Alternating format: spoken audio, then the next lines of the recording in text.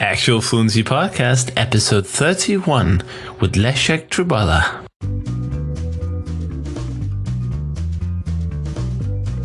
Welcome to the Actual Fluency Podcast, the podcast that gives you the tools and inspiration to learn languages faster and more efficiently. And now your host, Chris Broholm. Hello, everyone, and welcome to another episode of the Actual Fluency Podcast, 31st episode. Can you believe it? We've made it to 31 episodes. How exciting. I'm so excited because by doing this podcast, I get the chance to spread motivation, inspiration, tips, and tricks, and all just do a great service to you guys out there. And I hope you like it. And if there's anything you think I could do better, or if there's anything you think I'm really doing amazingly well, you're always free to send me an email at chris@actualfluency.com. Read every email, and I thank you so much for those people who took the time to send me emails with reviews or criticisms or comments or anything. In fact, a few episodes ago, there was a bit of an audio problem, and I didn't realize it because my computer obviously has one setting in terms of audio, but I can only kind of fix the audio to what I can hear.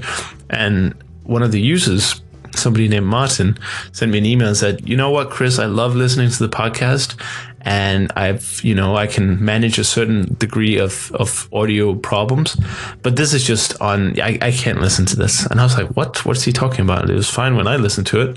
And I went back and I figured out that there was actually a problem in post-production, which meant that after I had listened to it and I thought, oh, this is fine, some noise was added due to a wrong setting in the program I use for post-editing. So Martin spotted that, and I thank you so much, Martin. If you're listening, that was awesome of you. And I got to reproduce that episode and throw out a new version.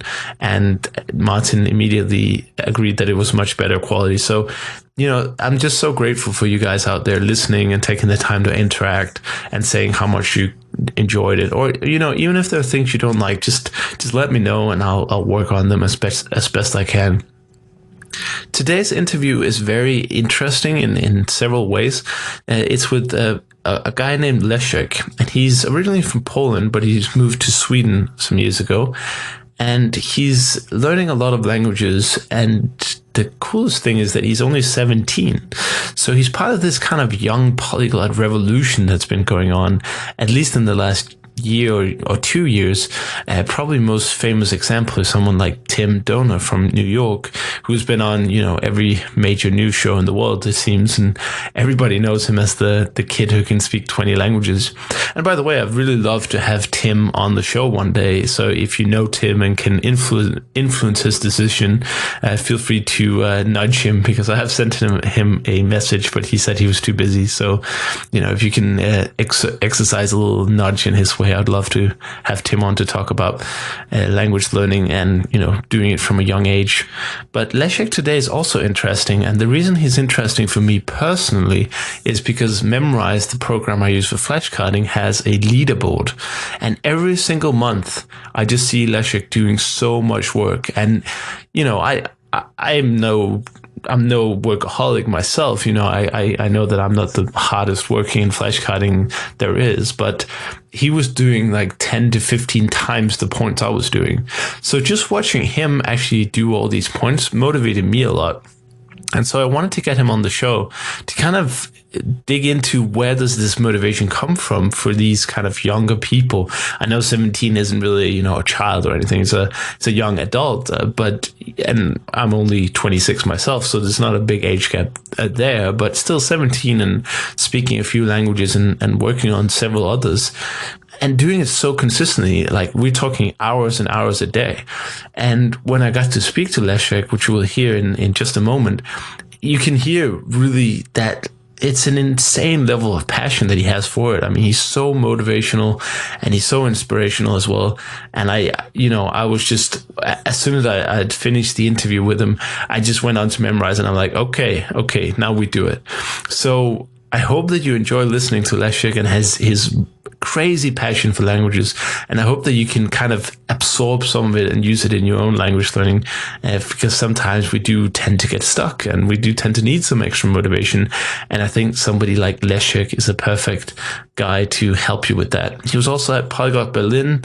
Sadly, I didn't get a chance to talk to him then, but this is kind of this is the chance I got to talk to him. And as always, I just want to give a quick shout out to the show sponsor, which is Audible. And Audible is helping by providing a great offer to you guys. Basically, you can get a free audiobook, and they are the premium audiobook provider on the internet with over 150,000 titles. And audiobooks are great because when I'm jogging or in the bus towards university, it's much easier to listen to audiobooks than it is to actually read the physical books. And they have very affordable subscriptions and everything. But to get the free book, and they do have multiple languages as well, just go to audibletrial.com/fluency and you can get your free book. So by taking advantage of that offer, you also support the development of the show. And I thank you so much if you choose to do so. But now for the interview with Leszek. Hello guys, just a little heads up before the interview. It starts very abruptly, and that's not because I forgot to turn on the recording. It's simply because Leszek just jumped into it in the pre-recording, and I thought it was full of very interesting discussion. So I just figured that you guys should have the benefit of listening to it as well. So that's why it doesn't start with the usual official, introduction. You're my biggest motivator on Memrise. Really? Yeah, really. I actually started chronically adding people, that I don't even know to my list, so I can, compete with them, even though they do not know about it. Right. Yeah, but that's motivation, isn't it? So I have on my list like 400 people or something. Wait, I can go on my Memrise because I can. For it. It's quite easy available here on my page. I have it like. You're not in the lead for this week. Not? No, not on my list. There's somebody called Moldefusta. Okay, how many points does he have? Because I'm gonna beat him then. 126,000. You have 89. Good. Yeah, I have 89. Yes, but look, for example, I am actually 14th on my list because there's a Claire 21 who has only 510,000. And all time, I'm 66th with 4 million. And there's a guy, his name is Dirk, and he has 103,000 points. Wow. Million. So, I'm quite far away from that. But you find yourself motivated by these astronomical numbers anyway. Yeah, because I'm from like in Sweden, for example, if we can compare it in Sweden, like everybody are like private and everything. Even in school, you don't compete with because the grades are not told. Only the people, only the right people know about the grades. And in Poland, actually, everything was very like teacher told you grades like out loud. Oh, really? In the class. Yes. So actually there was a big competition because the grades were more important. And I learned to be competitive. I don't like this kind of, I might try or whatever. So actually on the Memrise, I'm very motivated to think, I'm going to beat him. Wow. I'm going to beat him. That's really fascinating. So actually I have I'm 14th on my week list, but I try to get at least to 5th place. Right. So the person on the 5th place has 183 points right now, 100,000, right? Right. So you're close. You're not recording yet, right? Oh, because, I am, but we don't have to start the episode yet. I just thought what we just talked about was really good. So if you don't mind, I'll just keep it in. And you might, okay. Yeah, I think it was really good because, usually when I record these episodes, I talk for a few minutes with the person just to, lighten the mood a little bit and maybe get used to speaking together. And what usually happens is that I forget to record. So now I've made it a habit to start the recording when I start the Skype call, and then I can just you can just cut it off or whatever. Yeah, exactly. Actually, on my side, I'm also recording no problem. here on Audacity because I would like to I record myself very often. Yeah. Because I learn how to sing and I also practice my accents. So I just want to keep the recording. Yeah, fantastic. Yeah. I guess we'll just go through it later. Yeah, fantastic. I guess we'll just bring the listeners up to speed. And, the reason that I invited you to be a guest is that, first of all, you're, like I said, you're my biggest memorized motivator. And obviously you had a few others. But you're also one of these new generation language learners. How old are you? I'm 17. 17, right. Yes. And you're studying how many languages at the moment? Oh my God, I don't really know. I mean, like before, I had these little challenges I made for myself, But later, I realized in the summer, that I want to just keep the challenges away for a while, not to do any challenges, just learn and then not think about what's going to be in the future. Not think I have to learn it up. I do not think, I have to learn this and this until December. I just don't want to think like that. I want for a while learn without any restrictions or any time limits. Right. So I actually don't, and also without any language limits. So I don't really know what I'm studying actually right now. I'm studying everything. So you're not as organized as some people might be. You're just kind of doing what you feel like. Actually, I am organized mostly, but right now I just decided I would like to not limit myself to something or whatever. I mean, mostly there are languages I am studying, but I also wander a little bit off to others. Right. So the languages I'm studying right now is Spanish that I'm memorizing every day, and I actually started it in school. Uh-huh. And so I decided it would be cool. I started it in school because I was supposed to take a lower course in German. Because last year I took a course 4 in German, because I have been studying German by myself, and I was good enough to go to the 4th course. So I was like, okay. But I mean, the grade system in Sweden is very complicated, so I would have to explain a lot to you to make you understand why would I have to take course 3 this year. And I was supposed to take it, actually. It's a lower course, but I was supposed to take it to have more grades in the course, whatever. I mean, it's a complicated thing. But the teacher told me, but wait, you can't take a 3rd course when you have 4th. And I was like, okay, whatever, I'm not going to argue with you. I would actually like to take a better other language, to have more fun. So give me Spanish or something. Right. And she was like, okay, do you want to go on the course 1? And I was like, no, I think I'm good enough for course 2. She just looked at me and I was like, okay. That must feel great though. And actually the course 2 is too easy for me. Oh, all right. So you're ready to move on to 3? No, I mean, at the beginning it is easy. Mm-hmm. It seems easy. I just know a lot. Right. But I'm gonna stay in the 3rd one, in the 2nd one, and maybe next year instead of 3rd one, I'm gonna take 4th one or whatever. I can figure it out. And then the other language I'm studying, not so much at home, but more in school, is also Mandarin. That I've started. I actually know also quite a lot of Mandarin. So can you just take a step back here? Yeah. What's your language learning story? How did it all begin, and where did it begin? It began because I moved to Sweden. Yeah. I mean, it was I've always liked languages since I was very young. My mother introduced me to English, even though she doesn't speak so much English. She introduced me to the basic words and stuff like cat, dog, house, or whatever.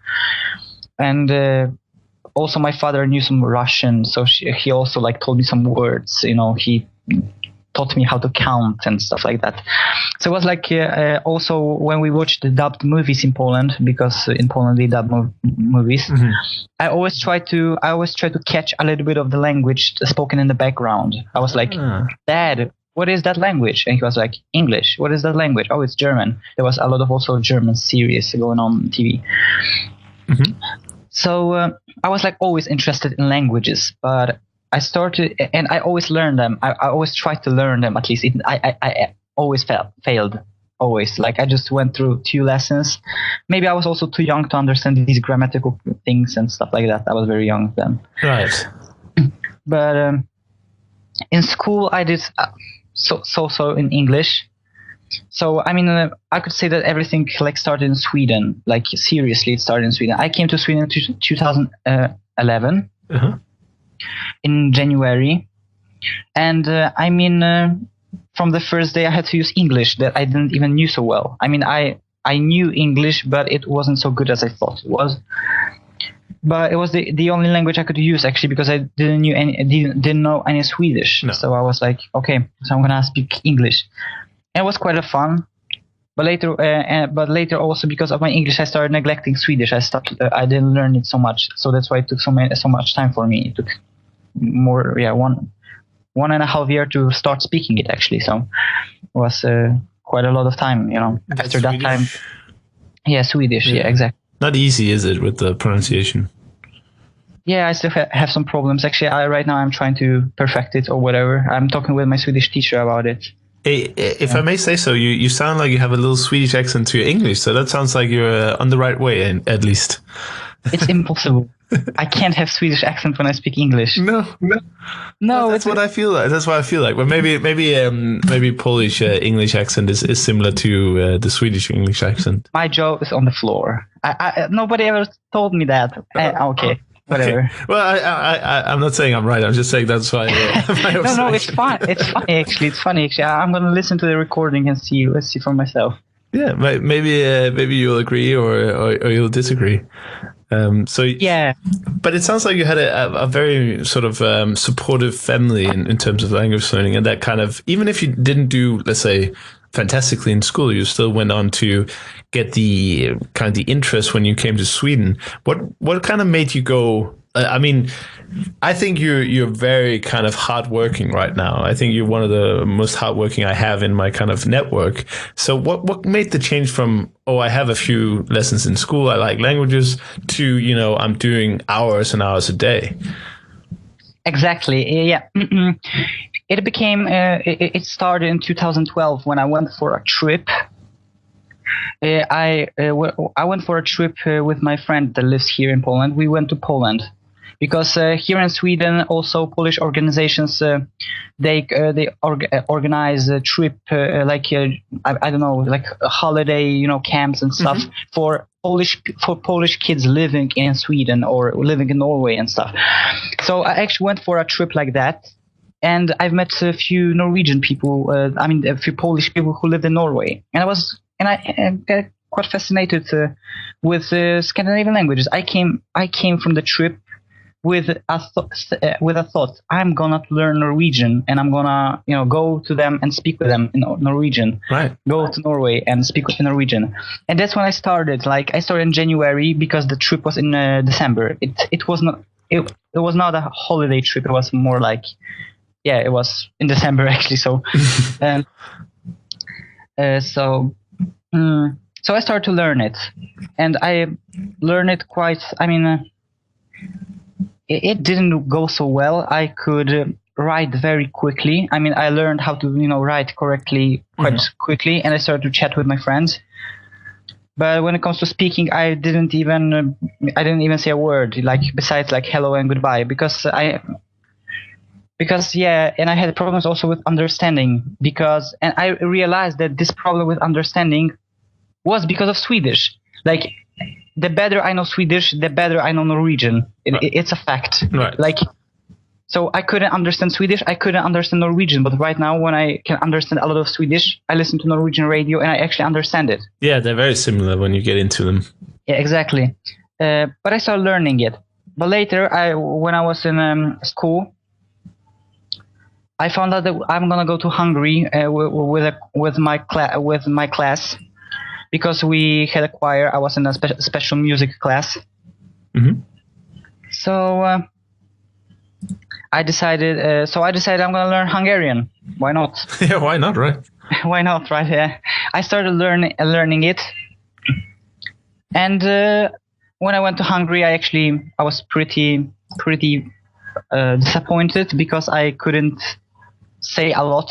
I didn't understand the grammar and stuff, so actually I had a problem with speaking with people. But I could say some things, and it was cool. But when I came to back to Poland, because after Hungary I just went to my sister to Poland. So I decided, wait, okay, I think Hungarian is difficult. I'm gonna start a new language. Okay. So I didn't know what to start. But I actually opened my mail and I found how do you call it? Like I found a mail with saying, "Oh, fill this little survey of ours, and you can choose one of the courses that we have on our site and use them." Yeah. So I filled the survey and I chose German. Like it was 10-lesson course. It was like it was text with the audio files and then some exercises. So I chose German because it seemed the most interesting. Mm-hmm.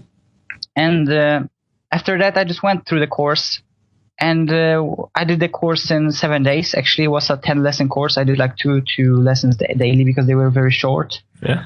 And in between, I actually also learned new words. I tried to read a little bit and write my own sentences. Actually, I found using German pretty easy. I'm like using German, not speaking it correctly, but actually making sentences and stuff. It wasn't, I did it after, my first weeks. Oh, that's great. So I managed to learn German on a very good level. I just learned German back then. I completely stopped with my Hungarian and my Norwegian. And later I joined Ed1 Challenge by Brian Kwong. Mm-hmm. And I don't know when it started. Actually, it was September, whatever. But I decided I'm gonna learn German for the challenge, and actually on my YouTube channel there are videos from the challenge. Great. So you can go back and see your progress. Exactly. So first time I managed to learn a language by myself, actually, and I actually could speak. I won't say how I could speak. Was it good or not? I could speak. Right, that's the most important thing. But what did you do differently that, or what do you think, looking back, was so different from your studies in Hungarian towards your studying in German? What was so different that you got that feeling of being able to speak, where before you didn't really get that feeling? Motivation, probably. I was motivated with Hungarian, but I just. I don't know how to explain it, but with German, it was just this pull. I don't know even why. I'm not fascinated with Germany. Like when I see German people on the street, I go crazy actually, because I just want to speak with them. There's there's so little German people like over here, and but I had this pull for the language. I knew it from my childhood because of the dubbed movies that I've heard and stuff. Yeah. So I just had this pull for the language. It just came. Yeah, to you. Exactly. Okay. I just started and I couldn't stop. So. And that's how you got into being really into language learning. Yes, exactly. Like after the Ed1 challenge, I probably. Right, and how did you then? What came next after German? Was that Spanish or? Wait, I have to think actually. No, after German came in January was next Ed1 challenge. And I decided to continue with my Serbian, because also before I've learned some Serbian, before I started learning languages seriously. Because I have a friend here, here in Sweden, and he's from Serbia, and I just wanted to learn his language. So on the Ed1 challenge, I decided to learn Greek and Serbian. Wow. But I failed and I stopped learning after a while. But actually, I think that I succeeded partly with Serbian, because right now I am able to talk a little bit, and I know it. Like I feel that I've really did a lot of I progressed a lot, in Serbian, even though I do not learn it right now. So, but later I just stopped it again. Again, I was a little bit okay. Will I ever learn a language properly? And then in May, I started learning Spanish, and I started learning it because I always said that Spanish is boring because it has a easy grammar, and because it's just so overrated. Like everybody speaks it all around the world, and you have Spanish everywhere. The same with English, and I didn't want to learn Spanish. I was like, no. But in May, I decided, okay, I might try. Okay, so and that's interesting. You changed your mind. Yeah, exactly. And right now I love Spanish. I love Spanish. Oh, fantastic! So that's like, that would be your tip to people who might have some kind of idea about a language. Well, try it, and if you don't like it, then you can just quit it. But if you find out you do like it, then you found something you like. I actually wrote a post on Facebook about that because maybe 1 week ago or something, I told my friend, "Oh, I don't like Italian." The same like with Spanish. I was like, I'm never going to learn Italian. Right. It's such a boring language. Like, it's also so overrated and everything. And later I went and I played the Great Language game. You know it, definitely. You have to know it, right? Yeah, I've seen it, yeah. And there was Italian clip. And I just listened to it. I was like, oh my God, how beautiful it sounds. And then I wrote a post on Facebook that I don't believe that any language can be ugly or whatever. Right. You know, like every language can be beautiful. You just need to look at it from a different perspective or whatever. So I think that every language thing right now it's bad, or it's just boring or whatever. I actually believe that maybe in future I will like it. It's possible. Yeah. It happened twice, right? Yeah, there you go. I mean, you're living proof that just because you thought you didn't like it doesn't mean that's actually the truth. Exactly. That's great. And how much time would you say you spend on a typical day on language learning? Everything from grammar to memorize to everything.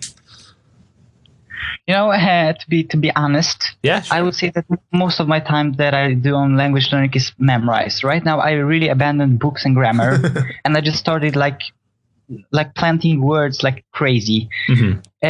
When it comes to Spanish, when it comes to German,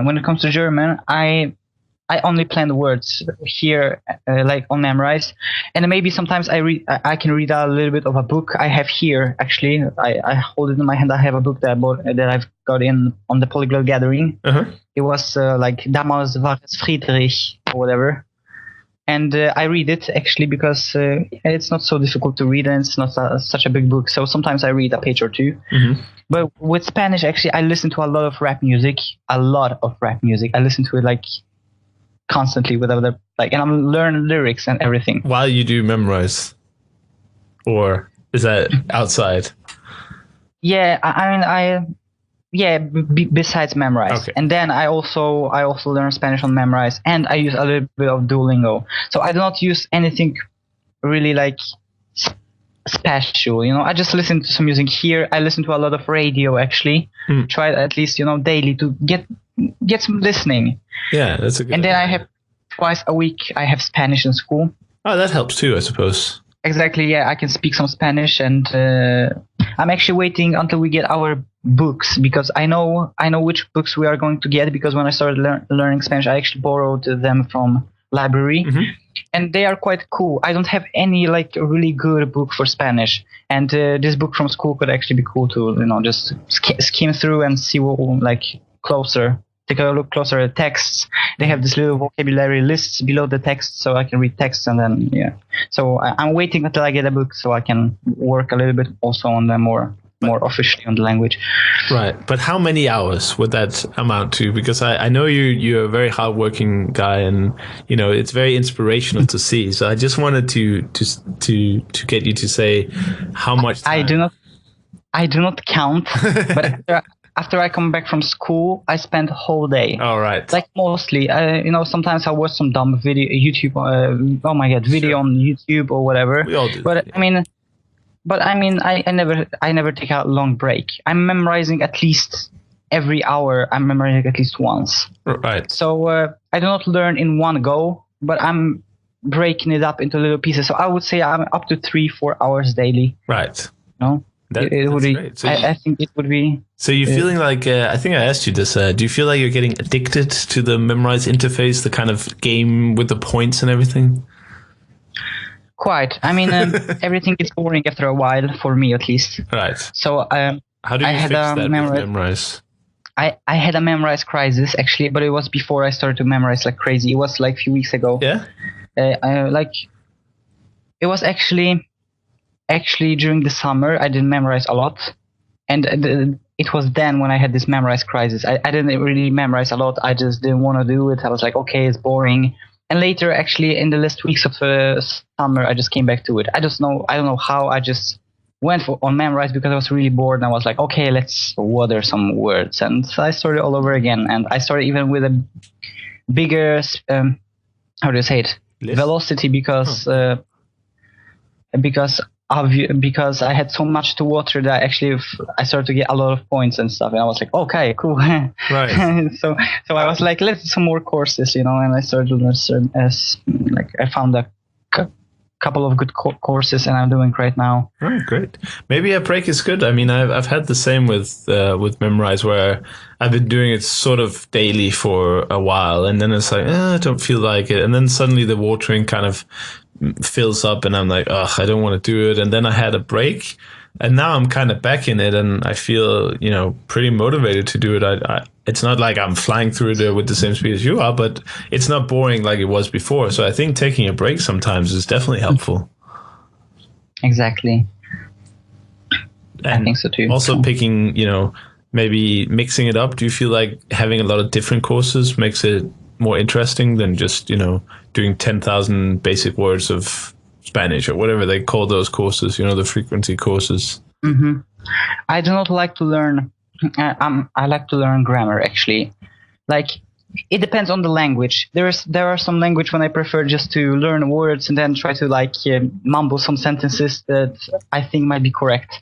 But there are some languages when I have to look at the grammar and think, okay, this has to go here and here, because I'm not really bothered by grammar. I actually like grammar. So with German, I don't know. With German, I did some grammar.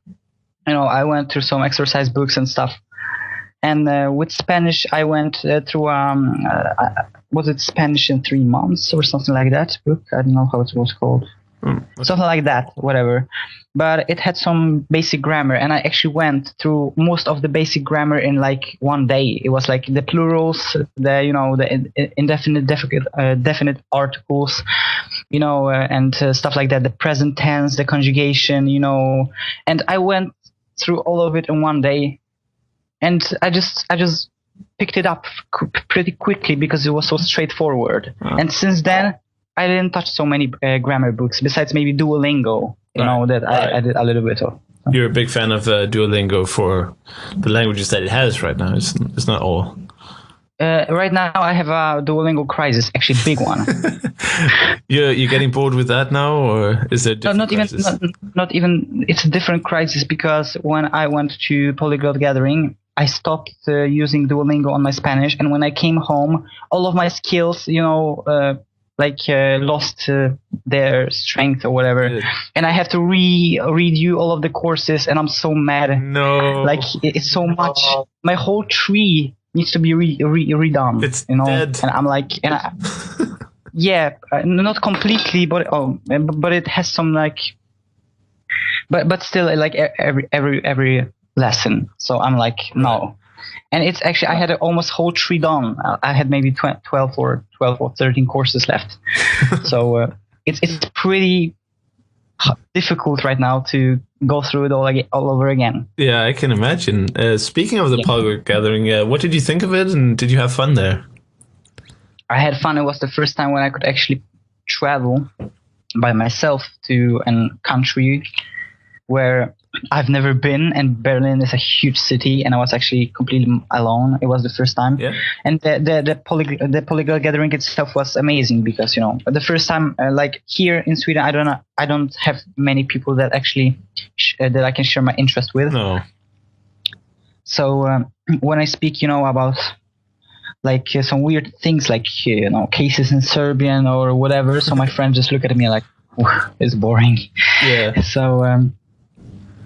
So, on the gathering, I could actually test my languages, meet the people that I knew from internet. Mm-hmm. Some of them are like my idols or whatever. So yeah, totally. So Me too. Yeah. Talking to Richard and Benny and Luca, that was quite special. Yeah, I really enjoyed talking with Alex Rollins. I didn't get to talk to Alex. I'm so sad.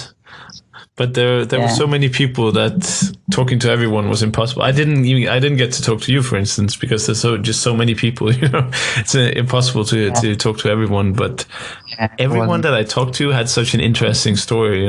It's so cool to be in an environment where everyone is truly interesting. You can have the Lucas and the Richard Simcotts and the Benny Lewises and Alex Rawlings, but everyone has an interesting language learning story, I feel like. Exactly, yes. And great talks as well. Yeah. Yeah, I mean, I was more for the social aspect, so very often I actually skip the talks. Right. There were some talks I attended, but also I came from a gathering very late at evening. I had to go through, quite a lot with trains and stuff. Mm-hmm. So I was pretty tired. So I actually woke up quite late. So I missed at least the first 2 talks in the morning, like every day. Yeah. I think a lot of people did, at least. There weren't that many in the morning. That's cool. And also during the day, I was like, no, I do not feel like sitting just listening to somebody talk. So maybe I can just wander around and just talk with somebody. Right. Exactly. And you planning to go onto more conferences or gathering in the future? I hope that I'm going to be able to go on the next one in next year in May. Yeah, in Berlin. Yeah. In Berlin, it's going to be pretty. I mean, I think they did such a great job for a first time, and I'm definitely reserving that week for that, because I was really, really happy with the social aspect. I mean, I'm totally agreeing with you that the courses were interesting, but you can always look them up on YouTube afterwards. Exactly. But you can go and talk to anyone, and everyone has interesting things to say, and you can speak in funny languages, or you can have trans-Scandinavian conversations where we're like Norwegian, Danish, and Swedish next to each other. That was quite fun. Yeah, a lot of people wrote about it, actually. Yeah. Or maybe it was you that wrote about it and I just read it on your blog or whatever. Yeah, that's very possible. I wrote 10,000 words from the conference, so that's a small book. So, I mean, it was pretty surprising that there was once I go into the room and I hear Swedish, and there were 5 people sitting on something. I was like, oh my God, you speak Swedish. So many people. It was pretty interesting. Swedish was so popular. I didn't even realize that, but I had an Austrian friend who was speaking Swedish, actually 2 Austrian friends, and then there was Lucas speaks Swedish as well. And of course, Richard. I spoke a lot of Swedish with Richard. Yeah. Actually, also because once I think I was going back with Richard from the conference, and we actually spoke quite a lot of Swedish then. Yeah. And obviously, living in Sweden for you must be. You must be pretty good at it. I'm not. No. I would say even Richard is better. Oh, really? I would say Richard is better. You gotta. Yeah, you gotta go out and talk to the Swedes in Swedish. Yeah, I mean, I go to school. I go to a normal educational Swedish system. So I go to normal classes with normal Swedes, and I speak Swedish at lessons. Right.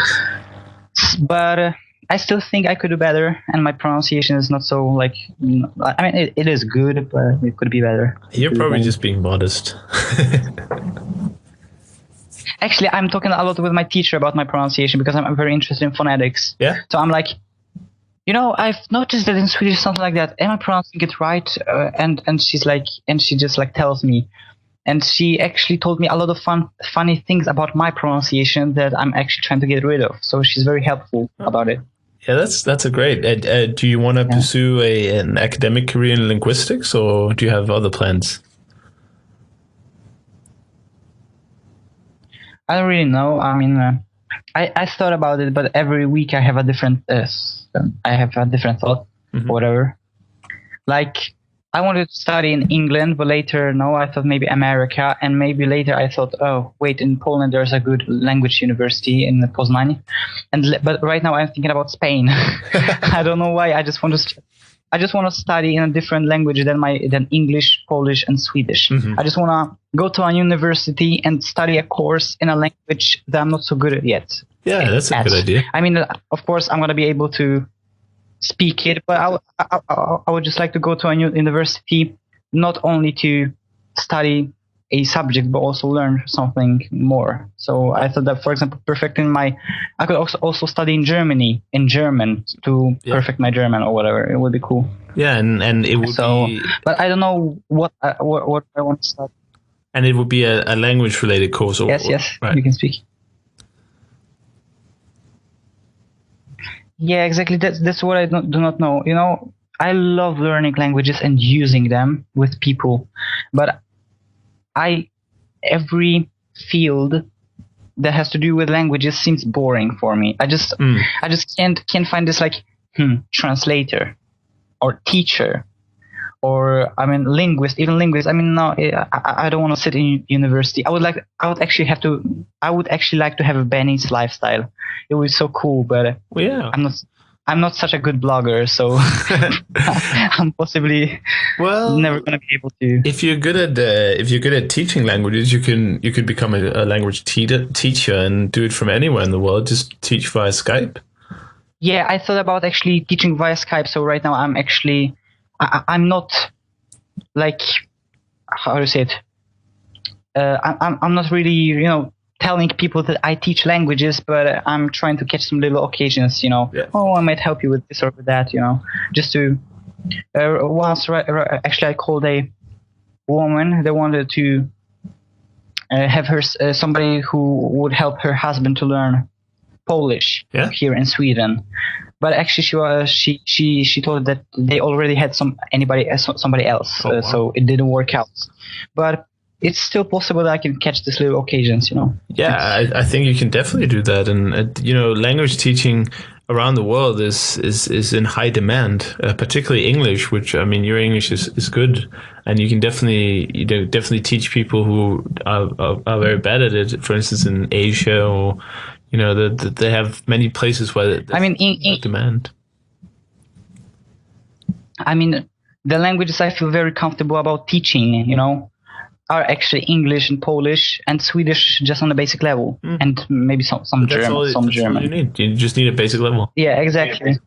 So, because it's easy to teach people because you can look at their rules clearer and explain them to them, even though you sometimes miss them when speaking. So I feel actually that when I speak English, maybe it's not so grammatically correct every time, but I will be able actually to explain this grammar and all of this to the students, and so it wouldn't be a problem. If you had to kind of tell somebody who's interested in learning a new language what they should do, what would your 30-second method to learn Spanish be? Oh God. Oh my God, that's a very difficult question. I know. Not everybody is a grammar geek or whatever. Mm-hmm. So I would say you should first learn the basic expressions, of course, and I would say that very difficult. It's a very difficult question. How would I do it actually if I wanted? Exactly. Yeah. I don't know. I would probably first learn a lot of words. I would try to learn the basic verbs, the basic nouns, the basic adjectives. And I would just try to make sentences as quickly as possible, Create. Creating sentences, exactly. So there is a basic grammar needed. But it's just a basic grammar, just present tense, pronouns, and maybe basic adjective declinations, and that's all you need. So I would look a little bit into the grammar, and then I would collect some basic words and start making sentences with them. That's what I would do. Okay, that sounds great, because then you use the active part of your brain that's generating. Exactly. I'm mostly about the active part, because I find reading boring. I don't know why. I'm a language learner, but I do not like to read. I read on the internet. I read stories on the internet. So, but I don't read the classical books. No. I just don't find it interesting. And listening, I prefer TV because I can see the pictures and stuff. And it's not so boring. But when I have to sit through the radio audition or whatever, it's too intimidating. It's very difficult. Right. Well, I think that, that is a very good answer to the hard question. And I think that together with the other things that you've said about, for instance, correcting your pronunciation, which I think is something that a lot of people don't do. They'll acquire some kind of pronunciation and they won't really work on it. And often that pronunciation that we acquire first is quite, let's say, less optimum, because we don't live in the country. I mean, I don't live in Russia, so my pronunciation is probably horrible. I mean, I can improve on it, but I need to listen to myself to do that. So I think that's a very good tip, that you're recording yourself and you look into, well, how do I actually sound? Because how can you know if you're not listening? Exactly. I learned that everything I do out loud, I record. If I read a text and I feel, oh my God, I would like to read it out loud, I have my microphone with me. So or a recorder or whatever. Right. So for example, when I read something or whatever, I try to record myself as much as possible. Also with singing, you know, it started actually because of singing. You know, I just wanted to practice my voice, so I decided I have to record myself, get used to how my voice sounds. Because very often people just listen to their voice and like, oh my God, I sound like this. But after a while, you know, of listening to your voice, you get used to it, and you get to like, you start to like, I don't know. You start to get used to the sound of your voice, and then you know what you could improve on and stuff. So there's the same with accents. You know, I record myself very often, and then I listen to it, and I do it again and listen to it. Right. And I actually got pretty obsessed with accents right now. I'm trying to learn better pronunciation of all of my languages. I do not strive for some kind of native speaker but I would like to be, you know, more like, speak more clearly and everything. Less foreign sound. Also has to do with enunciation. Yeah, and it also has to do with enunciation. So I'm doing a lot of exercises with tongue twisters, with pen in your mouth technique, you know. Yeah. So I do it very often. Oh, that's great. And singing, is that something you recently got into because of this, or did you have that interest before languages and just they kind of melted together? I always liked music because I have been producing music digitally on the computer software, and I have been writing lyrics for rap songs, and I have been rapping for quite some time. But when I came to Sweden, I started in a music class. I started to sing, and I have been learning it since. When I joined music class, it was in 2012, in the middle of 2012. So that's when I really got into singing, and actually I see improvements, great. But I'm not. I won't make a career out of it, not yet. No, but maybe it can help you with the accents, because actually the first or second chapter in Fluent Forever by Gabriel Weiner that just recently came out, he's a singer. He's an opera singer, and he says that opera singers learn the accent first, and then they learn the words. You know, because that's the most important bit, which means that we can learn good accents. We don't have to have this foreign accent if we just worked on it like you do. Actually, I think that I improved my musical skills, my listening skills, and my language skills at the same time. I don't know, I sing some, and then I realized actually here sounds better, and then I everything is connected with each other. So I improved a lot in both, in being in having an ear when it comes to music and also to languages. So so I actually get better at imitating accents, but it's a slow process, but I think I will get there soon. Well, you're working on it, which is already better than most people, because That's great. And I just a final thing I wanted to talk about, which is something you said at the beginning, was that the school kind of attitude from Poland that you were used to is that it was competitive environment, and that the teacher would say your grades out loud. And then we have the Scandinavian attitude, which is basically everything should be kept secret and you should be as modest as possible and everyone's good. I really just wanted to emphasize that, because coming from Denmark, I can totally relate to the Danish thing. You know, if you tell somebody your grade, it almost feels like you're boasting here. But in language learning, we shouldn't be afraid of, competing. Of course, it shouldn't be about competing, but why not use that fact to help you, to motivate you to work harder? Like, you've added 437 people on Memrise. You obviously don't know all of them, but Yeah. you just kind of, you're motivating yourself to be better than them, or you're at least seeing it as some kind of goal, a target. And I just want to emphasize that, because I think it's a lot of value to have. It's a friendly competition, isn't it? You know, it's not serious that, oh, you did 2,000 points more than me. I'm not gonna, I'm not gonna get depressed because I didn't get the first place this week. You know, it's just like, okay, yeah, I can do better next time. It's just like, I just try to, get better and better. Yeah. And actually, it's 437 people. Yeah, I have it open here.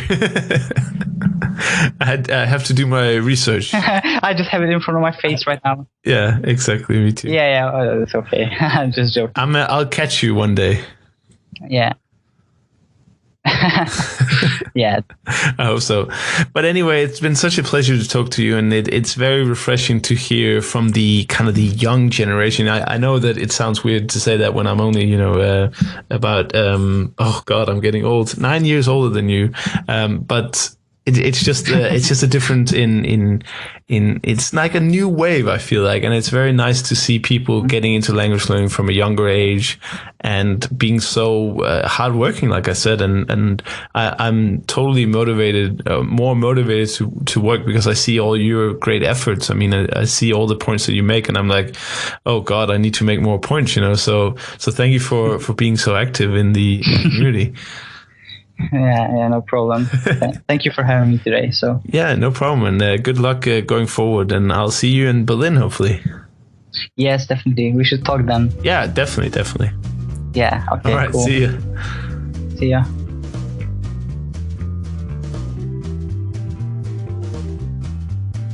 Thank you for listening to the Actual Fluency Podcast. For more information, be sure to check out actualfluency.com. Until next time, enjoy learning and have a great day.